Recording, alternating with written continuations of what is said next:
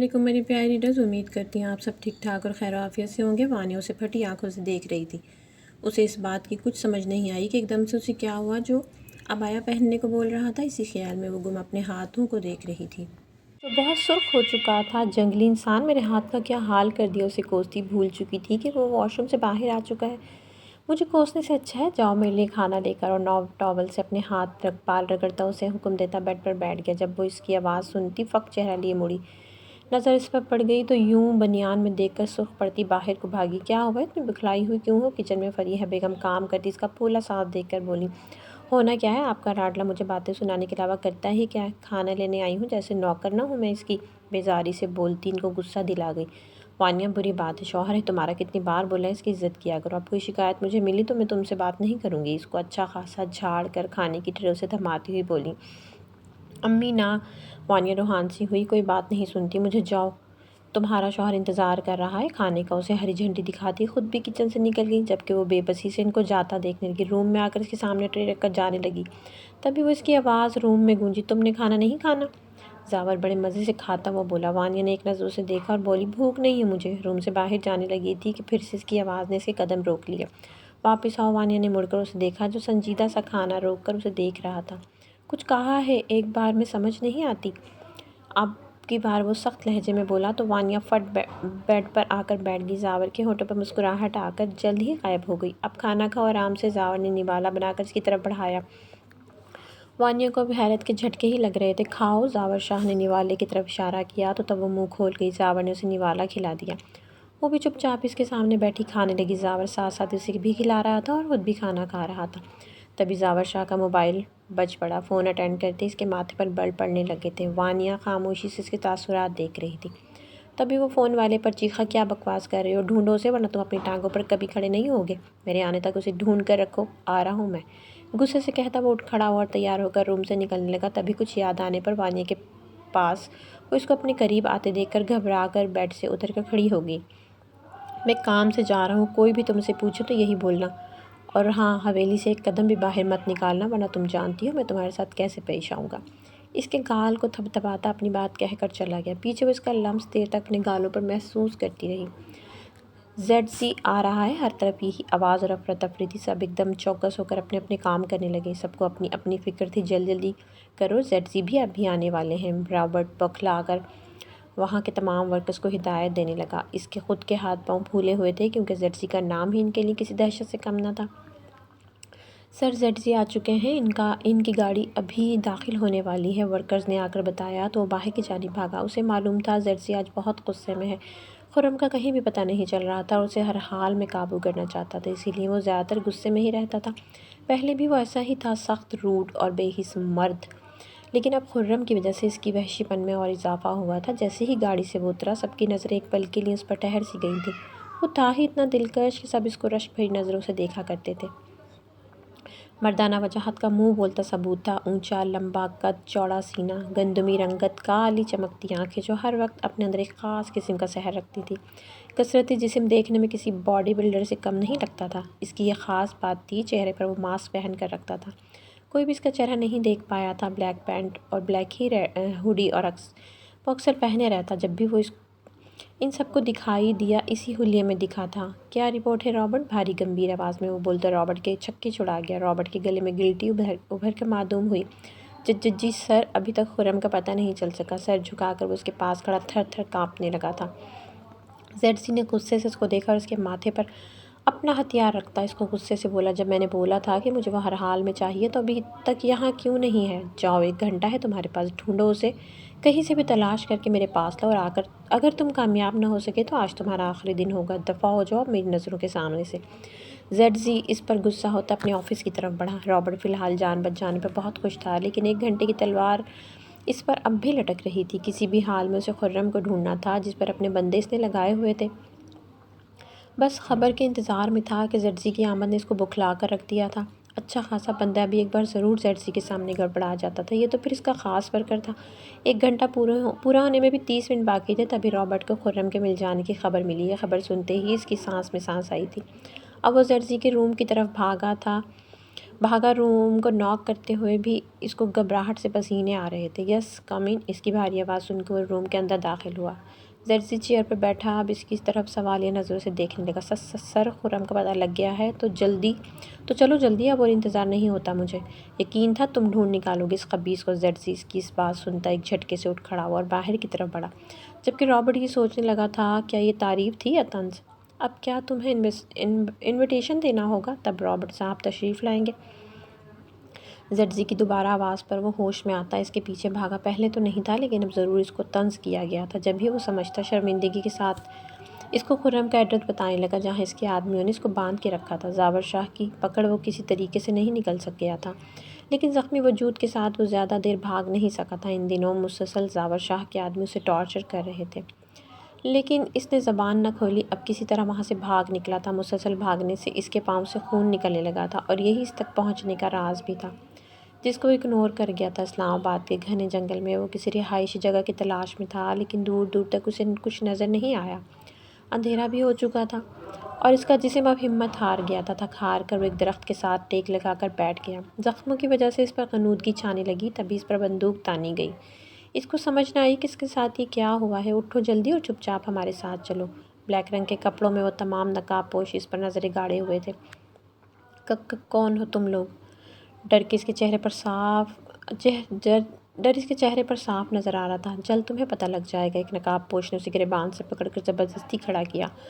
جھٹکے سے کھڑا کرتے اس کے زخموں سے خون رسنے لگا تھا۔ چھوڑ دو مجھے پلیز، میرا کوئی قصور نہیں، وہ اب گڑ گڑایا۔ تمہارا قصور ہے یا نہیں، یہ فیصلہ ہمارا باس کرے گا۔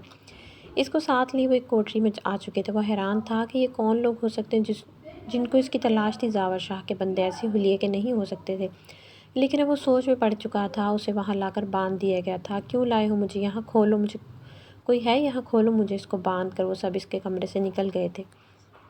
کمرے میں تاریکی چھائی ہوئی تھی، صرف اس کی اپنی آواز ہی گونج رہی تھی۔ اب اسے ڈر بھی لگنے لگا تھا۔ نکالو مجھے یہاں سے، باہر چیخ چیخ کر اس کا گلا خشک ہو چکا تھا۔ پورا جسم درد سے بے حال تھا، لیکن نقاب پوشوں کو اس پر ذرا بھی ترس نہ آیا۔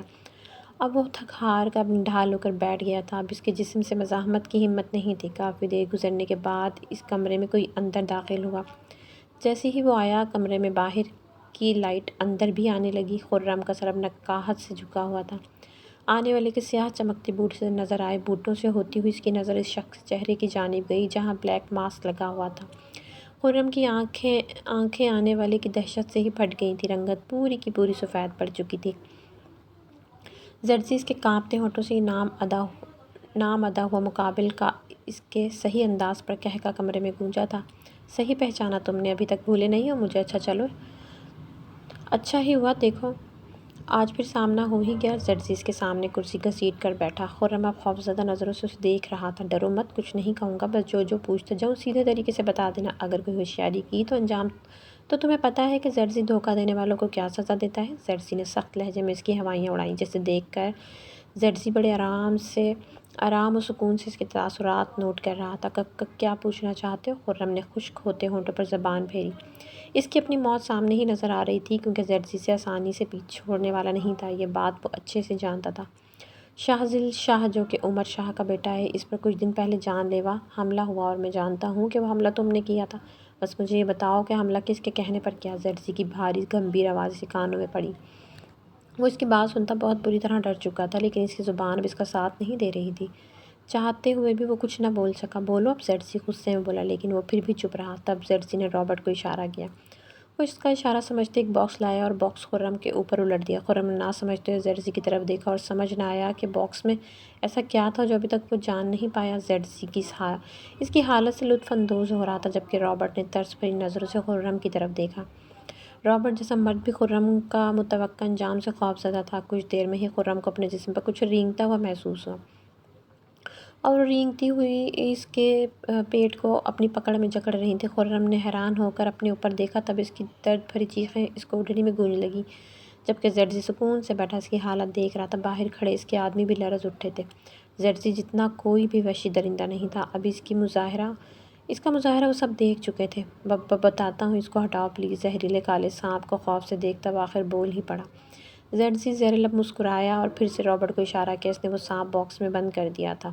پانی پلیز، خرم نے پیاس سے خشک ہوتے ہونٹوں کو زبان سے تر کرتے ہوئے کہا۔ پانی پی کر وہ تھوڑا سا سکون میں آیا۔ چیخنے سے اس کا گلا خشک ہو چکا تھا۔ اب بتاؤ کس کے کہنے پر حملہ؟ زرزی نے سنجیدگی سے اپنا سوال دہرایا۔ اب بتاؤ کس کے کہنے پر کیا حملہ؟ زرزی نے سنجیدگی سے اپنا سوال دہرایا۔ کبیر شاہ نے کروایا تھا حملہ۔ وہ نہیں جانتا تھا کہ کس وجہ سے کروایا۔ میں پیسوں کی لالچ میں آ گیا تھا، اس لیے میں مان گیا۔ قتل کبھی کیا نہیں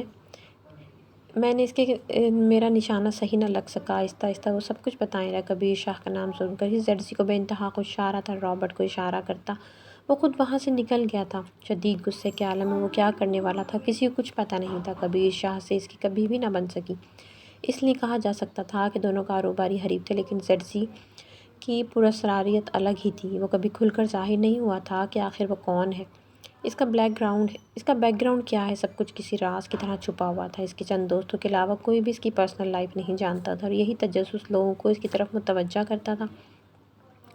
زرزی کی خاص بات یہ تھی کہ اس کی کوئی گرل فرینڈ نہیں تھی۔ وہ لڑکیوں سے سخت الرجک تھا اور لڑکی ذات کو زیادہ اہم نہیں سمجھتا تھا۔ یہی وجہ تھی کہ اس کی روڈنس کی وجہ سے لڑکیاں اس کے ساتھ کی خواہش مند تھیں، لیکن وہ اب تک کسی ایک پہ نہ مرتا تھا۔ اس کی نس نس وہ لڑکی خون میں بن کر دوڑتی تھی، جو زرزی کو علم بھی نہ تھا کہ وہ لڑکی کچھ ہی دنوں کے لیے اس قدر ضروری ہو جائے گی۔ وہ اس کے بنا نہیں رہ پائے گا۔ وہ لڑکی مڈل کلاس کی رہنے والی تھی، لیکن زرزی کی آنکھوں میں بس چکی تھی۔ اسے اس سے کوئی فرق نہیں پڑتا تھا کہ اس کی شادی ہوئی ہے یا نہیں، بس اس کو اپنی ملکیت سمجھتا تھا، اس لیے ایسا جنونی تھا کہ اپنا سب کچھ داؤ پہ لگا سکتا تھا۔ خرم کی وجہ سے کچھ دن وہ اپنی کوئین کے پاس نہیں جا سکا تھا۔ اب اس کی طلب اس کو بے قرار کر رہی تھی۔ رات کے 12 بج چکے تھے۔ وہ تیز ڈرائیو کرتا اپنی کوئین کے پاس جلد از جلد پہنچنا چاہتا تھا۔ اس کا خیال آتے ہی اس کے چہرے پر ایک خاص قسم کی نرمی چھا جاتی تھی، ورنہ تو چہرے پر ہمیشہ سختی ہی رکھتا تھا۔ اب بھی وہ مسلسل اس کو سوچتے زیر لب مسکرا رہا تھا۔ زاور کا انتظار اسے پتہ نہیں کیوں تھا، عجیب بے چینی اسے محسوس ہو رہی تھی۔ وہ اپنی اس کیفیت سے تنگ آ کر سونے کے لیے لیٹ گئی اور جلد ہی نیند میں گم ہو گئی۔ رات کا نہ جانے کون سا ٹائم تھا کہ اسے اپنے اوپر وزن سا محسوس ہوا، جیسے کوئی اسے جکڑ رہا ہو۔ گرفت کو سخت کرتے ہوئے اس کی آنکھیں پھٹ سی گئیں۔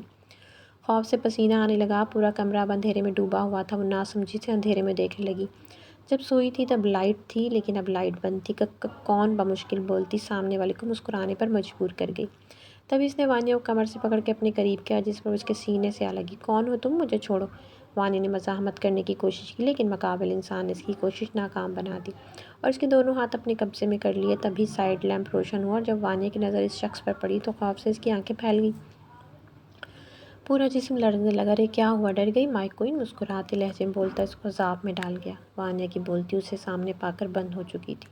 وہ تو سمجھتی تھی کہ پہلے وہ سب اس سے ملاقات کا وہم تھا یا خواب ہی ہوگا، لیکن وہ شخص حقیقت بن کے اب اس کے سامنے تھا۔ کہاں چلی گئی تھی مائک-کوئن؟ کہاں نہیں ڈھونڈا؟ دیکھ لو میری لگن سچی تھی، آخر تمہیں ڈھونڈ نکالا۔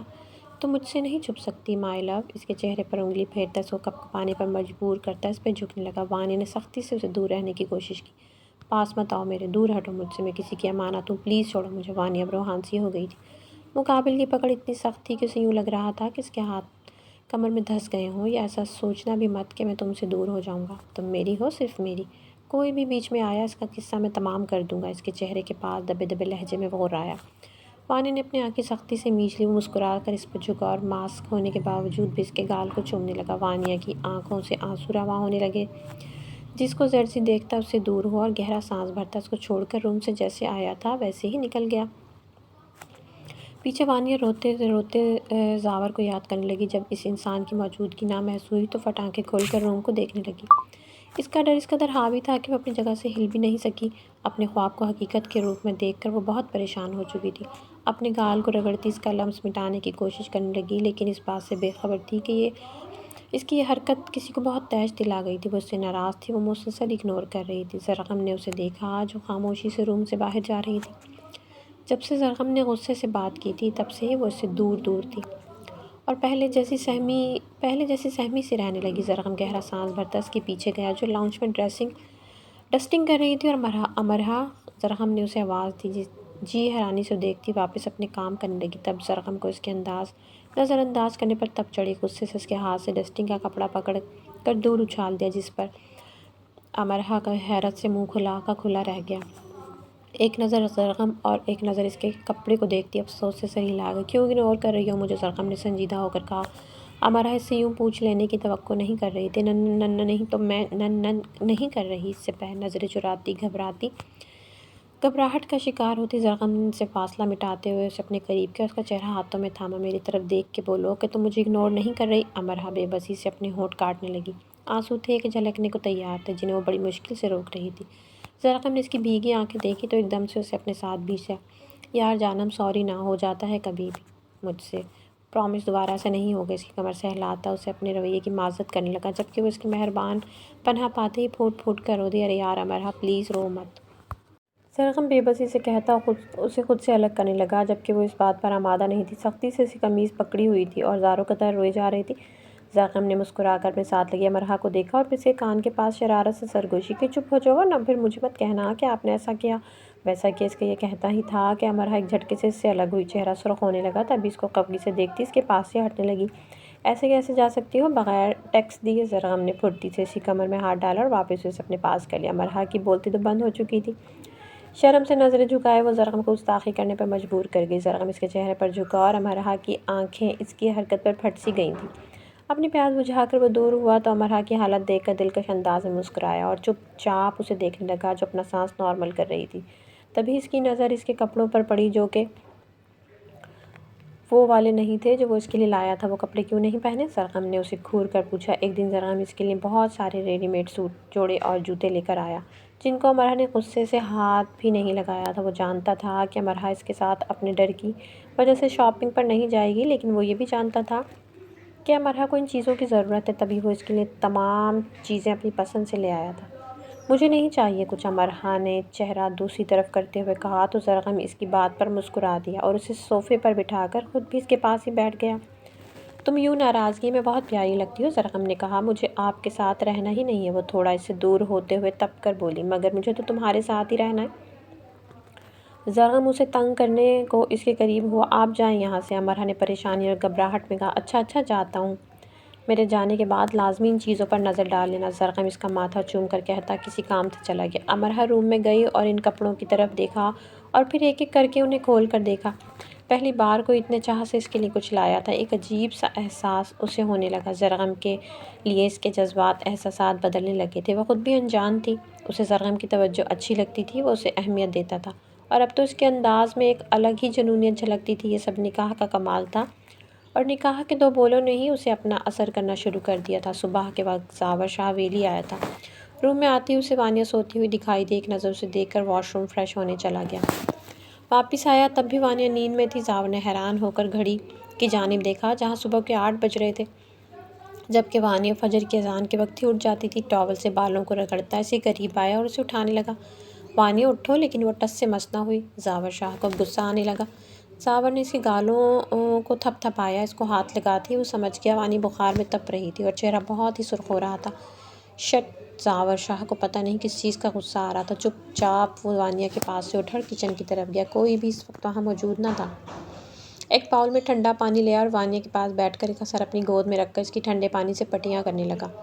بخار حد سے زیادہ تیز تھا۔ مسلسل پٹیاں کرنے کی وجہ سے وہ تھوڑا ہوش میں آئی، لیکن اب بھی خنودگی اس پر چھائی ہوئی تھی اور مسلسل کچھ بڑبڑا رہی تھی۔ زاور نے قریب ہو کر اس کے الفاظ جاننے چاہے۔ میرے قریب مت آؤ پلیز، چھوڑو۔ وہ یہی الفاظ بار بار دہرا رہی تھی۔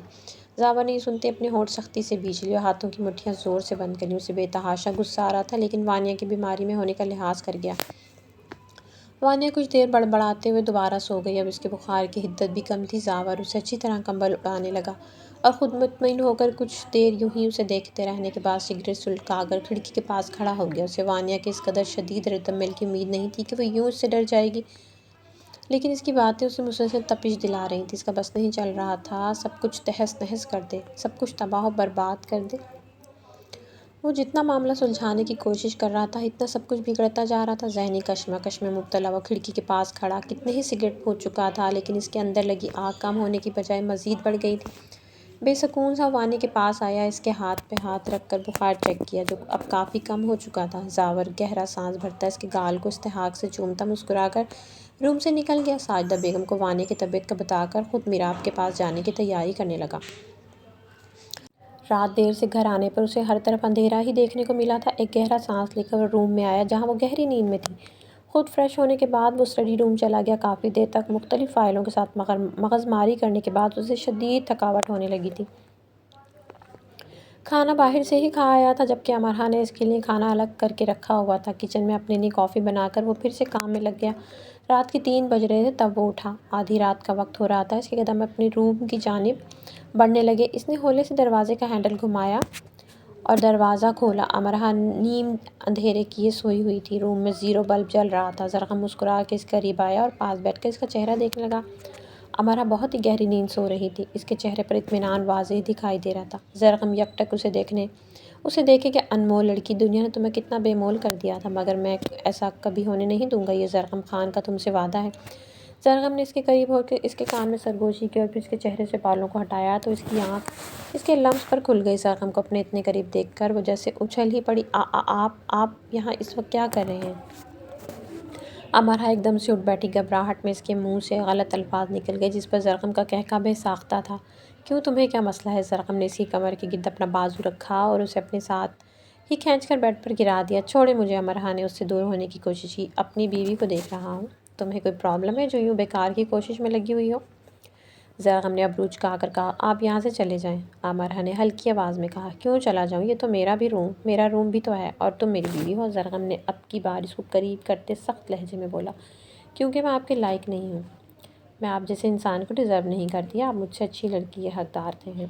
میری سانولی رنگت آپ کے ساتھ نہیں جچتی۔ میں آپ کے سامنے خود کو بہت کمتر محسوس کرتی ہوں۔ بچپن سے ہی میں اپنی رنگت کے طعنے سنتی آ رہی ہوں۔ امرہ نے بھیگی آواز میں اپنا گریز بتایا تو زرغم اس کی باتوں پر مسکرا دیا۔ تو تمہیں لگتا ہے کہ میں یہ سب تم سے ہمدردی میں کیا ہے؟ زرغم نے کہا تو امرہ نے اس بات میں سر ہلایا۔ امرہ جانم۔ زرغم نے بڑے پیار سے اس کا نام پکارا اور اس کے ہاتھوں کو اپنے ہاتھ میں لے کر بولا۔ تم مجھے اچھی لگتی ہو تب سے، جب سے میں نے ایک نظر تمہیں دیکھا اور پھر اسی وقت سے تم میرے دل میں بس گئی ہو۔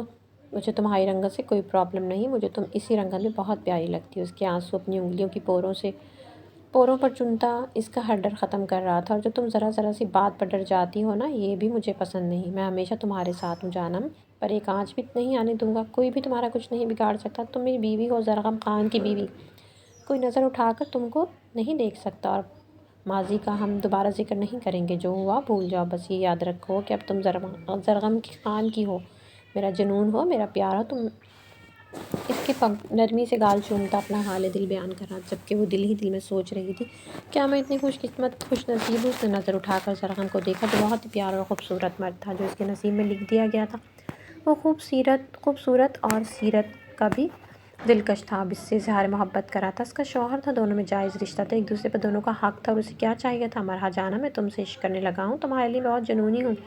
میری محبت ہو تم اور ہمیشہ تم ہی رہو گی۔ زرغم نے اسے اپنے حصار میں لیتے ہوئے کہا، جبکہ امرہ کا دل کسی بے لگام گھوڑے کی مانند دوڑنے لگا۔ زرغم اس کی دھڑکن بہت اچھے سے محسوس کر رہا تھا۔ پتہ ہے امرہ جانم، جہاں خوشیاں برس رہی ہوں تو پہلے پہنچ جانا چاہیے، اس سے پہلے کہ خوشیوں کی بارش برسنا بند ہو جائے۔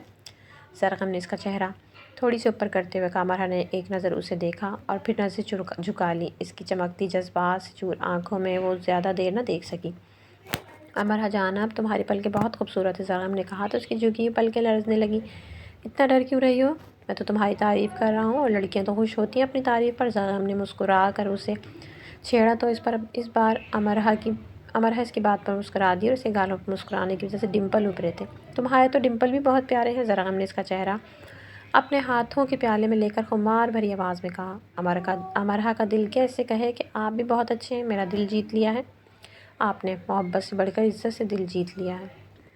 امرہ کے دل میں بہت کچھ تھا لیکن وہ کہہ نہیں پا رہی تھی۔ کیا سوچ رہی ہو؟ زرغم اسے خیالوں میں گم دیکھا تو اس کو ہلا کر بولا۔ ہوش میں آتے اس نے سر نفی میں ہلایا۔ تم اتنی خوبصورت ہو کہ میں نے اپنی ساری زندگی میں اتنی پیاری اور خوبصورت لڑکی نہیں دیکھی جو بنا میک اپ کیے، بنا پارلر جائے، عام سے لباس میں اتنی پیاری اور معصوم ہو۔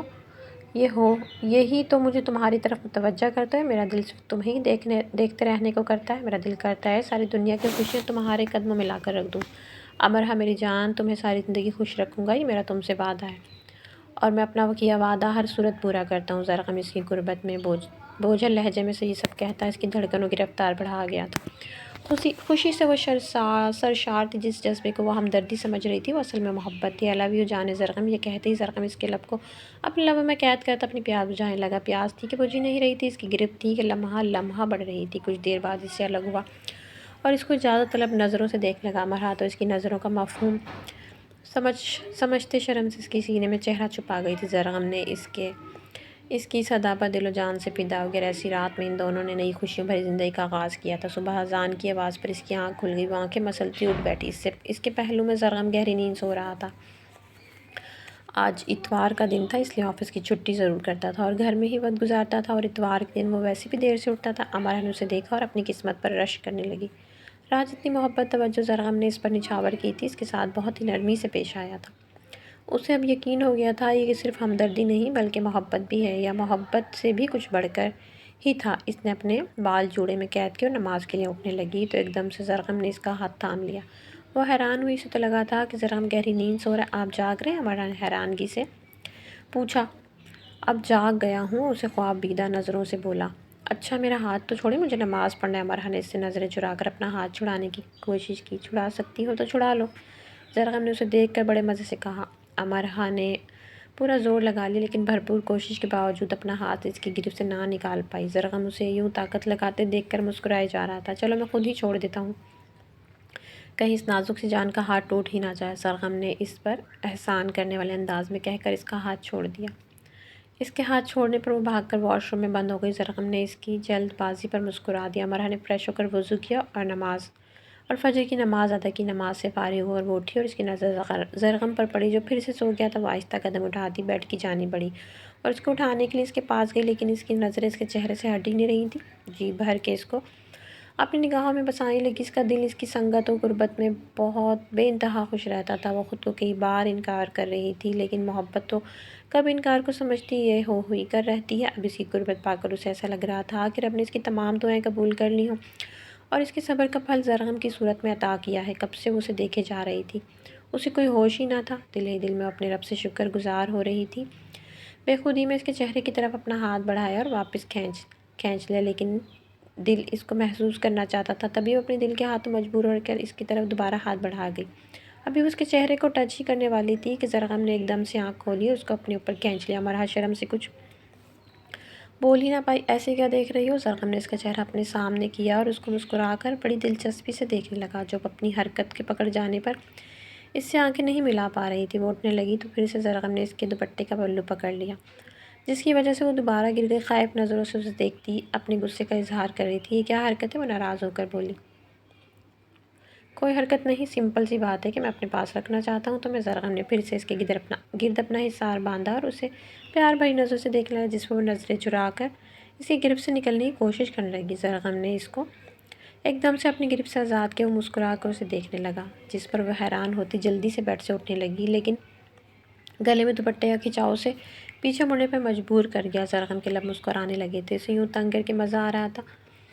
اب دوپٹہ چھڑا کر دکھاؤ، زرغم نے مسکرا کر کہا تو وہ دوپٹہ اپنے گلے سے نکال کر بیڈ پر ہی پھینک کر آگے بڑھی اور بھاگ کر کچن آ گئی۔ زرغم اس کی اس حرکت پر دل کھول کر ہنسا اور اٹھ کر فریش ہونے چل دیا۔ نماز کے بعد وہ بھی امرا کو ڈھونڈتا اس کے پیچھے کچن میں آیا۔ وہ ناشتہ بنا رہی تھی، ساتھ میں چائے بھی دیکھ رہی تھی، کہیں گر ہی نہ جائے۔ زرغم بے دبے پاؤں چلتا اس کے پاس آیا اور پیچھے سے اپنے بازو اس کی کمر کے گرد حمائل کیے، جس پر امرا کی چیخ نکلی اور زرغم کا قہقہ پورے کچن میں گونجنے لگا۔ اب چائے گر جائے گی۔ امرا تنگ ہوئی، گرنے تو کچھ نہیں ہوتا اور بن جائے گی۔ زرغم نے تو قسم کھا لی تھی اس کو تنگ کرنے کی۔ تبھی وہ روحان سی ہوئی، پلیز مجھے ناشتہ بنانا ہے۔ اس کے بازو پر ہاتھ رکھتی بولی، اوکے تم اپنا کام کرو اور میں اپنا کام کرتا ہوں۔ اسے تھوڑا سا دور وہ شیلف سے ٹیک لگا کر کھڑا ہوا اور سینے پر ہاتھ باندھ کر اسے پیار سے امرا کو کام کرتے دیکھنے لگا۔ امرا اس کے یوں دیکھنے سے پزل ہوتی جا رہی تھی۔ آپ کمرے میں جائیں، میں وہی ناشتہ لے کر آتی ہوں، امرا نے اس سے نظریں چرا کر کہا۔ کیونکہ میرے سامنے کھڑے رہنے سے کیا مسئلہ ہے تمہیں؟ زرغم نے اب اچکا کر کہا۔ آپ دیکھ رہے ہیں تو مجھے الجھن ہو رہی ہے، کوئی کام مجھ سے ٹھیک طرح سے نہیں ہو پا رہا۔ منہ بنا کر بولتی وہ زرغم کو کیوٹ سی لگی۔ جانب اب عادت ڈال لو، میں جب جب گھر میں ہوا کروں گا ہر پل تمہیں یوں ہی پیار سے دیکھا کروں گا۔ زرغم نے اس کی آگے آئی بالوں کی لٹ کو کان کے پیچھے کرتے ہوئے کہا۔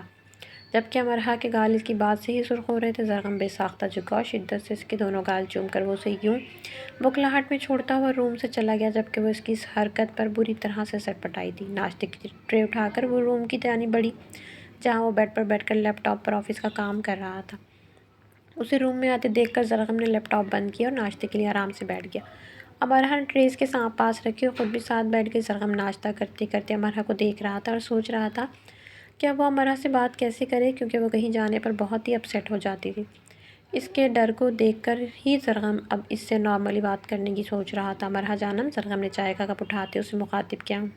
جی، امرہ ناشتہ کرتے ہوئے بولی۔ میں گھر جا رہا ہوں۔ زرغم نے چائے کا گھونٹ لیتے ہوئے اصل بات منہ سے نکالی، جبکہ وہ ناشتہ چھوڑ کر فقط چہرے کے ساتھ اسے حیرانگی سے دیکھ رہی تھی۔ لیکن کیوں؟ میں یہاں اکیلی کیسے رہوں گی؟ امرہ اب روحان سی ہوئی، آنکھوں میں آنسو بن بلائے مہمانوں کی طرح آن موجود تھے۔ خبردار، جو تم نے رونا شروع کیا تو بہت بری طرح پیش آؤں گا میں، زرغم نے اسے گھور کر کہا۔ تو آپ کیوں جا رہے ہیں نا؟ امرہ کی تو سوئی اسی بات پر اٹک گئی تھی۔ یار حد ہو گئی، میں اکیلا نہیں جا رہا، تم بھی ساتھ جاؤ گی میرے، اور میں تمہاری کوئی بات نہیں سننے والا۔ بس بات ختم، سختی سے بولتا ہوا وہاں سے اٹھ کر باہر چلا گیا۔ امرہ نے بے بسی سے اسے یوں جاتے ہوئے دیکھا۔ یعنی اب وہ اس کی کوئی بات نہیں سننے والا تھا، جو فیصلہ کر چکا تھا اس فیصلے سے ایک انچ بھی ہٹنے والا نہیں تھا۔ اور بھی کچھ یوں ہی زرغم کی گاڑی اپنی منزل کی طرف رواں تھی اور امرہ نہ چاہتے ہوئے زرغم کے ساتھ اس کے گھر جا رہی تھی۔ وہ کس دل سے تیار ہوئی تھی وہی جانتی تھی۔ زرغم کی ضد کے آگے اس کی ایک بھی نہیں چلتی تھی، تبھی اس کے ساتھ جانا پڑا، جبکہ زرغم بار بار اسے سمجھا رہا تھا، اسے اپنے ساتھ ہونے کا یقین بھی دلا رہا تھا، لیکن وہی خوف اس کے دل میں موجود تھا جس کی وجہ سے باہر نکلتے ہوئے ڈرتی تھی۔ اپنے اس کزن کا سوچ کر ہی اس کے رونگٹے کھڑے ہو جاتے تھے۔ اس کے دل میں اپنے کزن کو لے کر اتنا ڈر، خوف بیٹھ چکا تھا کہ اسے اس کا بھی ہوش نہ تھا کہ اب وہ اس کی کزن نہیں بلکہ کسی کی بیوی بن چکی ہے۔ جس کی وہ بیوی ہے، اس کی طرف یا اس کے گھر کی طرف کوئی آنکھ اٹھا کے بھی نہیں دیکھ سکتا تھا۔ جب کہ وہ زرغم کی جان تھی، اس کی روح میں بستی تھی، تو کیسے نہ وہ اس کی حفاظت کرتا، لیکن وہ ابھی تک اس کی حیثیت سے ناواقف تھی۔ اپنے اس ڈر کی وجہ سے وہ بہت کچھ سہنے والی تھی، جبکہ زرغم اس کا یہ ڈر ختم کرنے کی ٹھان چکا تھا۔ کچھ لوگ ایسے ہی ہوتے ہیں جو بنا کسی حق سے اور بنا کسی رشتے کے ہمارے سروں پر اس قدر حاوی ہو جاتے ہیں کہ ان کا خوف ہمیں جینے نہیں دیتا، ان کا ڈر خوف ہمیں خوشیاں محسوس نہیں کرنے دیتا، ایسے لوگوں کا ڈر ہمیں کھل کر آزادی بھی محسوس نہیں ہونے دیتا، اور ایسے فضول لوگوں کو جن کی کوئی اہمیت نہیں ہوتی، بالکل کسی بیکار شے کی طرح ہوتے ہیں، ان کو ہم خود ہی اپنے سر چڑھا لیتے ہیں، جس کے بعد میں ہمیں بہت برے نتائج سامنے آتے ہیں۔ یہی حال امرہ کا بھی تھا، جس کو اب زرغم ہی اپنے طریقے سے درست کر سکتا تھا۔ تمہیں ایک بات سمجھ نہیں آتی؟ کیا بکواس کی تھی میں نے؟ لال انگارہ ہوتی آنکھوں سے سگوتا اس پہ دھاڑ رہا تھا، جبکہ وہ اس کے غصے سے اب تھر تھر کانپ رہی تھی۔